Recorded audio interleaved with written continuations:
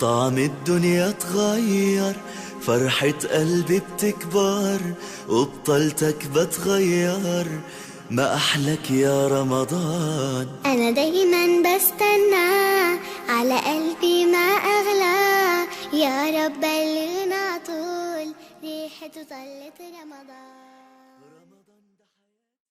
نحمده ونصلي على رسوله الكريم، أما بعد، فأعوذ بالله من الشيطان الرجيم، بسم الله الرحمن الرحيم، رب اشرح لي صدري ويسر لي أمري واحلل عقدة من لساني يفقهوا قولي۔ اللہ تعالیٰ کا لاکھ لاکھ شکر ہے کہ ایک بار پھر رمضان المبارک اپنی رحمتوں اور برکتوں کے ساتھ ہم پر سایہ فگن ہے۔ رمضان المبارک اللہ تعالیٰ کی خاص نعمتوں میں سے ایک نعمت ہے۔ یہ وہ مبارک مہینہ ہے جس میں قرآن پاک نازل ہوا۔ تو آئیے دیکھتے ہیں کہ اس مہینے سے ہم کس کس طریقے پر فائدہ اٹھا سکتے ہیں، خصوصی طور پر ہمیں کون سے کام ایسے کرنے چاہیے کہ جس سے ہم اس مہینے سے صحیح طور پر فائدہ اٹھا سکیں۔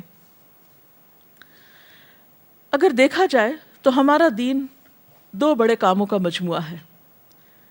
ایک طرف ہمیں اپنے رب کے حقوق ادا کرنا ہے، جس نے ہمیں پیدا کیا، جس نے ہمیں زندگی جیسی نعمت دی اور بے شمار دیگر نعمتیں عطا کی۔ ہم اس کے احسان مند ہوں، اس کے حقوق ادا کریں، اور دوسری طرف ان انسانوں کے حقوق کی ادائیگی ہمارے دین کا ایک لازمی حصہ ہے، جن انسانوں کے ساتھ ہم اس زمین پر رہتے ہیں، جن کے ساتھ ہمارا دن رات رابطہ اور واسطہ ہوتا ہے، تعلق ہوتا ہے۔ اور ایک انسان کی زندگی اسی وقت پرسکون اور خوبصورت زندگی بن سکتی ہے، اور دوسری طرف اس زمین پر بسنے والے انسانوں کے ساتھ اچھا سلوک کرے، احسان کے ساتھ پیش آئے۔ جو انسان ان دونوں چیزوں کی طرف توجہ دیتا ہے، وہی انسان دراصل ایک اعتدال کی زندگی بسر کرتا ہے، جس کے نتیجے میں انسان اس دنیا میں بھی سکون پاتا ہے اور دوسری زندگی یعنی آخرت کی زندگی بھی اس کی خوشگوار ہو سکتی ہے۔ حقوق اللہ اور حقوق العباد میں توازن قائم کرنا بے حد ضروری ہے، کیونکہ اگر کوئی شخص اللہ تعالیٰ کے حقوق کو ضائع کرتا ہے، یعنی نماز روزے سے غفلت برتتا ہے اور صرف انسانوں کی خدمت کرتا ہے، تو یہ بھی کافی نہیں، کیونکہ جس کے ہم پر احسانات ہیں ہم نے اسی کا احسان نہیں مانا، تو دوسرے انسانوں پر احسان کرنا پھر کافی نہیں۔ اور کچھ لوگ ایسا ہیں کہ جو حقوق اللہ کی ادائیگی تو کرتے ہیں لیکن حقوق العباد سے غفلت اختیار کرتے ہیں۔ تو ان دونوں میں توازن کے لیے ٹائم مینجمنٹ کی بہت ضرورت ہے۔ اللہ تعالیٰ نے ہمارے اوپر بہت احسان فرمایا کہ ہماری عبادات کے اوقات مقرر کر دیے، مثلا نمازوں کے اوقات مقرر ہیں، روزے کے لیے ایک مہینہ مقرر ہے، حج کا وقت مقرر ہے۔ تو ہم دیکھتے ہیں کہ اللہ تعالیٰ نے اپنے حقوق تو بہت کم ہم پہ رکھے۔ دن میں 5 اوقات میں نماز جو پڑھنا ہوتی ہے، وہ ان کے اوقات اس مناسب طریقے سے رکھے گئے ہیں کہ ہمارے لیے کچھ بھی بوجھ نہیں ہے۔ دن کا ایک بڑا حصہ صبح کا وقت کام کے لیے رکھا گیا، شام میں نمازوں کے اوقات قریب قریب ہیں، لیکن اس میں بھی ادائیگی کچھ مشکل نہیں۔ حقیقت یہ ہے کہ نماز انسان کو ایک اسٹرینتھ دیتی ہے، قوت دیتی ہے، اور اس کو مزید تیار کرتی ہے کہ وہ حقوق العباد کو اچھی طرح ادا کر سکے اور صرف اللہ کی رضا کے لیے ادا کرے۔ اور حقوق اللہ کی ادائیگی کے بعد انسان اپنے ذہن میں حقوق العباد کی فہرست رکھے، اس میں ان تمام افراد کی طرف توجہ رکھے جو اس کے دائرہ کار میں آتے ہیں، اور ان کے لیے بھی اوقات مقرر کرے۔ نبی صلی اللہ علیہ وسلم کی ایک اور حدیث سے ہمیں پتہ چلتا ہے کہ آپ صلی اللہ علیہ وسلم نے ہمیں اس بات کی تعلیم دی ہے کہ ہر انسان کے پاس کچھ گھڑیاں ایسی ہوں جن میں وہ اپنے رب سے بات کرے، کچھ گھڑیاں ایسی ہوں جن میں وہ انسانوں کے حقوق ادا کرے، کچھ گھڑیاں ایسی ہوں کہ جس میں وہ سیکھنے سکھانے کا کام کرے۔ تو بہرحال ہمیں ان دونوں طرف ایکولی توجہ دینا ہوگی اور ان کے اوقات کی پابندی کرنا ہوگی۔ ہر شخص اپنی سہولت کے مطابق ایک ٹائم ٹیبل بنا سکتا ہے۔ تو آئیے دیکھتے ہیں کہ اس مہینے میں کرنے کے کام کیا ہیں۔ سب سے پہلے حقوق اللہ تعالیٰ کے حقوق، اپنے خالق کے حقوق کی ادائیگی میں نمبر 1 نماز ہے۔ نماز دین کا ستون ہے۔ ایک مومن اور کافر کے درمیان فرق ہے۔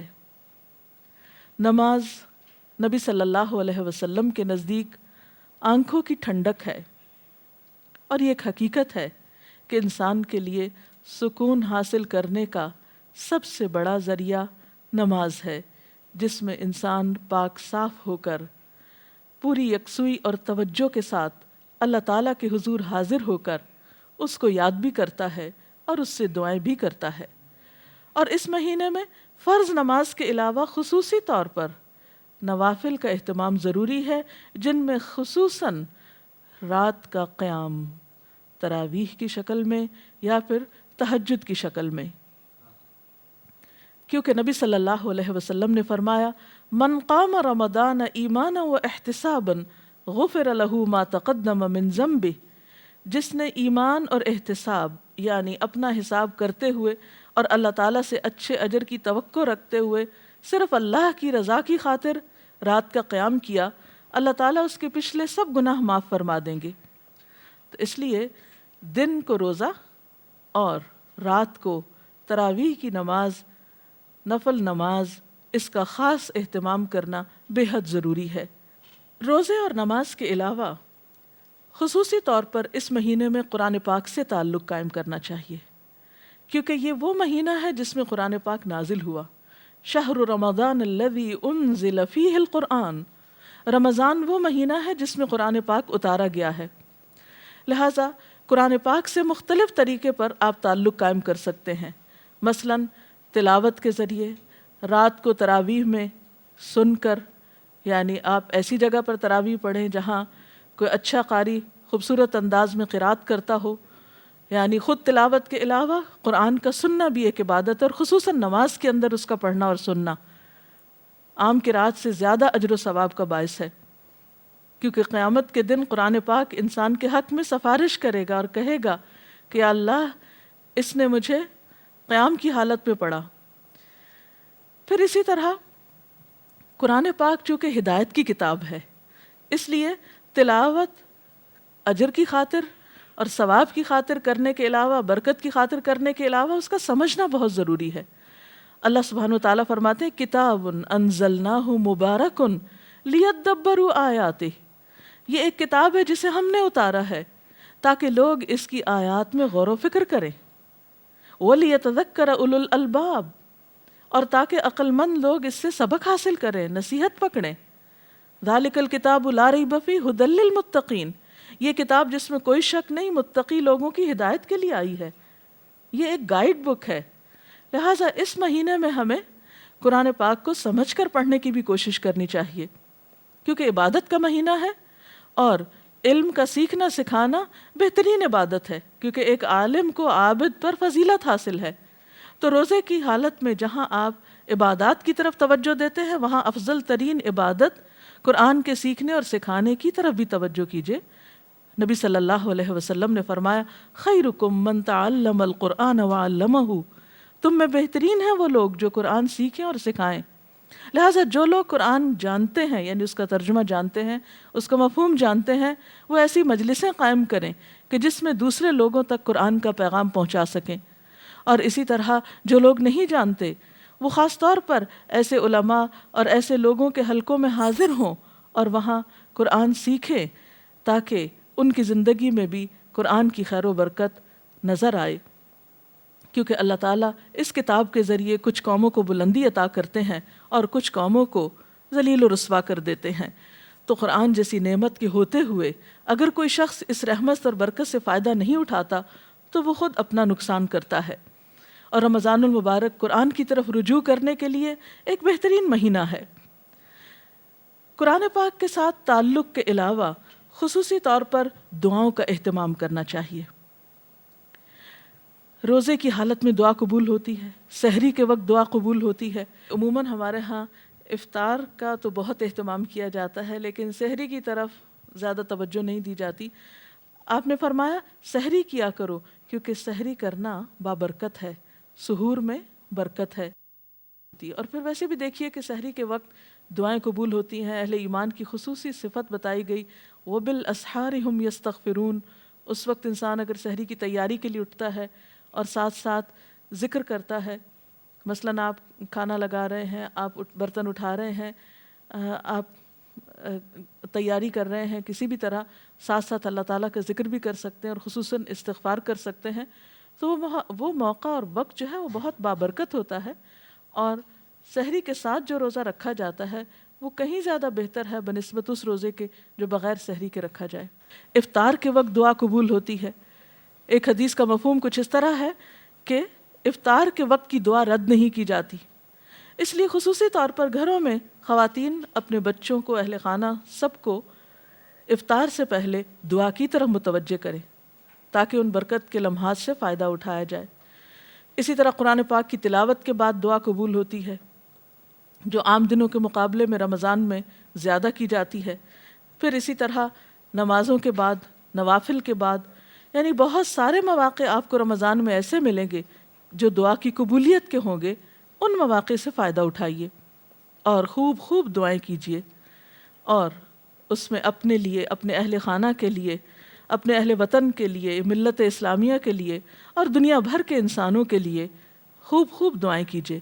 کیونکہ جب انسان دوسروں کے لیے دعا کرتا ہے تو اللہ تعالیٰ اس شخص کے لیے فرشتہ مقرر کر دیتے ہیں جو آمین کہتا ہے اور ساتھ اس شخص کے لیے دعا کرتا ہے جو کسی دوسرے کے لیے دعا میں مشغول ہوتا ہے. اور ویسے بھی کسی کے لیے غائبانہ طور پر دعا کرنا جو ہے وہ بھی ایک قبولیت کا باعث بنتا ہے. اسی طرح پھر نماز، تلاوت، دعا، ان چیزوں کے علاوہ صدقہ خیرات کی طرف خاص طور پر توجہ دینے کی ضرورت ہے. اور خصوصاً اگر رمضان کے مہینے میں زکوٰۃ ادا کی جائے جو صاحب نصاب لوگ ہیں تو وہ عام مہینوں کے مقابلے میں اس مہینے میں ادائیگی کی وجہ سے زیادہ اجر و ثواب پا سکتے ہیں. اور یاد رکھیے کہ زکوٰۃ اسلام کے فرائض میں سے ایک اہم فریضہ ہے. حضرت ابوبکر صدیق رضی اللہ تعالیٰ عنہ نے ان لوگوں کے خلاف اعلان جنگ کیا جو کلمہ پڑھتے تھے لیکن انہوں نے زکوٰۃ دینے سے انکار کیا تھا. قرآن پاک میں 82 مقامات پر نماز کے ساتھ زکوٰۃ کا ذکر بھی آیا ہے. یہ ایک اہم فریضہ ہے اور یہ حقیقت ہے کہ اگر مالدار لوگ اپنے مال میں سے صحیح طور پر زکوٰۃ نکالیں تو اس ملک میں کوئی غریب نظر نہ آئے. یہ دوسروں کا حق ہے جو اللہ نے مالدار لوگوں کے مال کے اندر رکھ دیا ہے. اب ان کی آزمائش ہے کہ وہ اس حق کو حقداروں کی طرف لوٹاتے ہیں یا نہیں. تو آپ زکوٰۃ اس وقت نکالیں گے جب آپ کا سال پورا ہو جائے گا، یعنی ہجری کیلنڈر کے مطابق. مثلاً اگر آپ نے محرم میں کچھ سونا خریدا جو کہ نصاب کی حد کو پہنچتا تھا تو اس صورت میں آپ کی زکوٰۃ اگلے سال محرم کی اس تاریخ کو ڈیو ہو جائے گی، یعنی آپ کو ادا کرنا ہوگی. اب ضروری نہیں کہ آپ رمضان تک 8-9 مہینے انتظار کریں اور زکوٰۃ روک کے بیٹھے رہیں اور پھر آپ رمضان میں بھی پوری نہیں ادا کریں اور پھر سال بھر تھوڑی تھوڑی ادا کریں، تو یہ درست نہیں ہوگی، یہ بات درست نہ ہوگی. اس سلسلے میں حکم یہ ہے کہ جب سال پورا ہو تو آپ زکوٰۃ نکال دیں، کیونکہ زکوٰۃ کا مال اگر آپ کے مال میں شامل ہوا تو آپ کے مال کو بھی نقصان پہنچا سکتا ہے. زکوٰۃ کی ادائیگی دراصل مال کی صفائی اور تطہیر کا ذریعہ ہے. اس کے لیے آپ ان ایڈوانس، یعنی مثلاً آپ کی اگر زکوٰۃ محرم میں ڈیو ہے اور آپ اگلے محرم تک سال میں پہلے ہی تھوڑی تھوڑی ادا کرتے رہیں تو وہ زیادہ بہتر ہے بنسبت اس کے کہ آپ سال بھر گزر جائے اور لوگوں کا پیسہ آپ کے مال میں باقی رہے اور آپ رمضان کا انتظار کرتے رہیں، تو صورت میں یہ درست نہ ہوگا. ہاں یہ ہے کہ آپ رمضان میں ان ایڈوانس زکوٰۃ دے دیں اور محرم میں جب آپ کی ڈیو ہو تو اس وقت تک آپ اپنے فریضے سے فارغ ہو چکے ہوں، تو ایسا کیا جا سکتا ہے. بہرحال ان لوگوں کے لیے قرآن پاک میں سخت وعید بھی سنائی گئی کہ جو سونا چاندی جمع کرتے ہیں اور اسے اللہ کے راہ میں خرچ نہیں کرتے. لہٰذا اس مہینے میں اللہ تعالیٰ سے پچھلے گناہوں کی توبہ استغفار کرتے ہوئے خصوصیت کے ساتھ اپنے فرائض کی ادائیگی کی طرف توجہ دینا ضروری ہے. اور اسی طرح اگر حیثیت ہو، توفیق ہو تو رمضان میں اگر عمرہ کیا جائے تو وہ بھی ایک بہترین نیکی ہے. نبی صلی اللہ علیہ وسلم نے رمضان کے عمرے کو اپنے ساتھ حج کے برابر قرار دیا، یعنی جیسے کوئی شخص نبی صلی اللہ علیہ وسلم کی ہمراہی میں حج ادا کر رہا ہو، یعنی اتنا اجر و ثواب کا کام بتایا. پھر اسی طرح آخری عشرے کو خصوصی طور پر عبادت میں گزاریے۔ نبی اکرم صلی اللہ علیہ وسلم رمضان میں جہاں عبادت کرتے، یعنی پہلے 2 عشروں میں، وہاں خاص طور پر آخری عشرے میں خوب عبادت کرتے، خود بھی جاگتے، اپنے اہل خانہ کو بھی جگاتے، کیونکہ اس آخری عشرے کی راتوں میں سے ایک رات میں لیلۃ القدر ہوتی، اور جیسا کہ قرآن پاک میں آتا ہے وَمَا أَدْرَاكَ مَا لَيْلَةُ الْقَدْرِ لَيْلَةُ الْقَدْرِ خَيْرٌ مِّنْ أَلْفِ شَهْرٍ، تم کیا جانو کہ یہ لیلۃ القدر کیا ہے، یہ 1000 راتوں سے بہتر ہے۔ لہٰذا اس رات کی خاص طور پر تلاش کرنی چاہیے، اس کا اہتمام کرنا چاہیے۔ اس رات میں جو بھی شخص اللہ سے ثواب کی امید رکھتے ہوئے قیام کرے گا، اللہ تعالیٰ اس کے پچھلے سارے گناہ معاف فرما دیں گے۔ اور اگر توفیق ہو تو آخری عشرے میں نبی صلی اللہ علیہ وسلم کی سنت پر عمل کرتے ہوئے اعتکاف کا اہتمام بھی کرنا چاہیے۔ اللہ تعالیٰ سے دعا ہے کہ وہ ہمیں بہترین نیکیوں کی توفیق دے اور اس رمضان کو ہماری بخشش کا ذریعہ بنا دے اور ہمیں پچھلے گناہوں کے کفارے کی توفیق عطا کر دے۔ وآخر دعوانا ان الحمد للہ رب العالمین۔ اس کے ساتھ ہی ہمارے آج کے پروگرام کا وقت ختم ہوتا ہے۔ انشاءاللہ اگلے پروگرام کے ساتھ حاضر ہوں گے۔ وآخر دعوانا ان الحمد للہ رب العالمین۔ ما أحلك يا رمضان